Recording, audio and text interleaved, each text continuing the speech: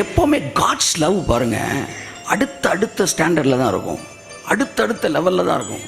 பிறந்தப்ப பெருசு நினைச்சாங்க, அறையப்பட்டப்ப அதை விட பெருசாக பார்த்தாங்க. மரித்து உயிர் தெழுந்த பிறகு அதை விட பெரிய அன்பை, பாதாளத்துக்கு போனப்ப தூதர்கள் அதை விட பெரிய அன்பை பார்த்தாங்க. ஏடா பூமிக்கு வந்ததே பெருசாக நினச்சோம், இவர் பாதாளத்துக்கு போயிட்டார்.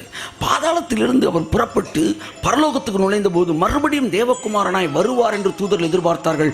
ஆனால் அவரோ காலாகாலத்திற்கு மனுஷகுமாரனாகவே பிதாவின் வலது பாரிசத்தில் அமர்ந்தார்.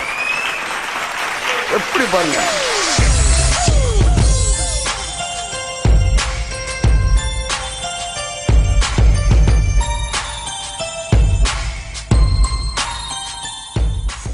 நமக்கு ஒரு குமாரன் கொடுக்கப்பட்டார் கல்வாரியிலே. கர்த்தத்துவம் அவர் தோளின் மேல் இருக்கும். அவர் நாமம் அதிசயமானவர், ஆலோசனை கர்த்தர், வல்லமையுள்ள தேவன், நித்திய பிதா, சமாதான பிரபு. அவருடைய நாமம் நித்திய பிதா. பிறந்திருக்கிறது யாரா? ஒவ்வொரு வருஷமும் நீங்கள் இந்த போன வாரம் கொடுத்த செய்தி என்னென்னா உங்களுக்கு தெரியாது, ஆனால் போன வருஷம் கொடுத்த செய்தின்னு என்ற கேளுங்க, நான் கரெக்டாக சொல்லுவேன். ஏன்னா நான் இங்கேருந்தே கொடுக்கல, நான் இங்கேருந்து கொடுத்துருக்குறேன்.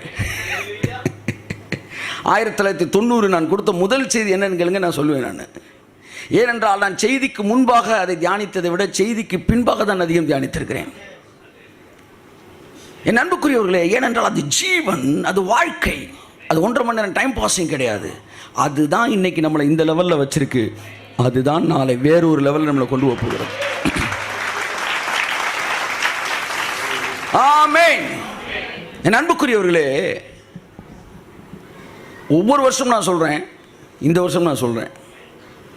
1969 ஜூலை 20 நினைக்கிறேன், நிலவிலே மனிதன் கால் வைத்து திரும்பின உடனே அவன்கிட்ட கேட்ட விஷயம், நீங்கள் என்ன சொல்ல விரும்புகிறீங்க? நீல் ஆம்ஸ்ட்ராங் சொன்னான், நிலவிலே மனிதன் கால் வைத்தது பெரிய விஷயம் அல்ல, பூமியிலே இயேசு கால் வைத்ததே பெரிய விஷயம். ஒவ்வொரு கிறிஸ்மஸ்க்கு நான் சொல்கிறேன், இந்த கிறிஸ்மஸ்க்கு சொல்கிறேன், நிலால மனுஷன் கால் வச்ச பெரிய விஷயம் இல்லையா, எனக்காக இயேசு பூமியில் கால் வைத்தார், அதுதான் பெரிய விஷயம். ஆகவே அவ்வளோ பெரிய அன்பு. தூதர்கள் அப்படி ஆச்சரியப்பட்டு நின்னாயலாம், என்னடா அது, இவர் இவங்களுக்காக அவர்களாகவே மாறுகிறார், இவ்வளவாய் உலகத்தில் அன்பு கூர்ந்தார். இதுதான் தி எக்ஸ்ட்ரீம் லெவல் லவ். பிறந்த உடனே தூதர்கள் ஆச்சரியப்பட்டாயலாம். சிலுவையில் அவர் மரிச்சப்ப அவங்க வந்து என்ன செஞ்சாங்க, மூர்ச்சை ஆயிட்டாங்க. ஏன்னா எப்போவுமே காட்ஸ் லவ் பாருங்க அடுத்த ஸ்டாண்டர்டில் தான் இருக்கும், அடுத்த லெவலில் தான் இருக்கும். பிறந்தப்ப பெருசு நினைச்சாங்க, அறையப்பட்டப்ப அதை விட பெருசாக பார்த்தாங்க. மரித்து உயிர் தெழுந்த பிறகு அதை விட பெரிய அன்பை, பாதாளத்துக்கு போனப்ப தூதர்கள் அதை விட பெரிய அன்பை பார்த்தாங்க. ஏடா பூமிக்கு வந்ததே பெருசாக நினச்சோம், இவர் பாதாளத்துக்கு போயிட்டார். பாதாளத்திலிருந்து அவர் புறப்பட்டு பரலோகத்துக்கு நுழைந்த போது மறுபடியும் தேவகுமாரனாய் வருவார் என்று தூதர்கள் எதிர்பார்த்தார்கள். ஆனால் அவரோ காலாகாலத்திற்கு மனுஷகுமாரனாகவே பிதாவின் வலது பாரிசத்தில் அமர்ந்தார்.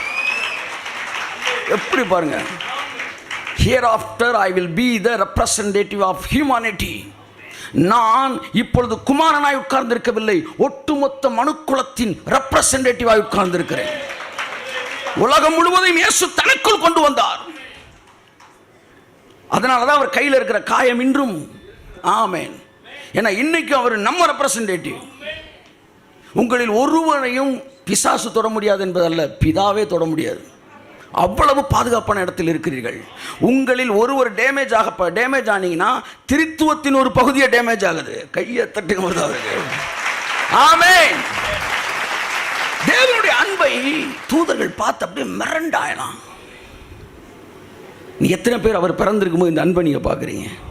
ஆமென், ஆமென். சிலர்லாம் அப்ராடு போயிட்டா, எல்லாரும் கிடையாது, சிலர் திரும்ப சொந்த ஊருக்கு வர்றதுக்கு கொஞ்சம் கஷ்டமாக தான் இருக்குது.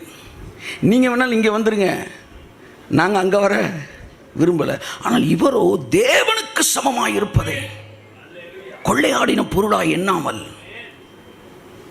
பரலோகத்தை விட்டு பூமிக்கு வந்துட்டாராம்.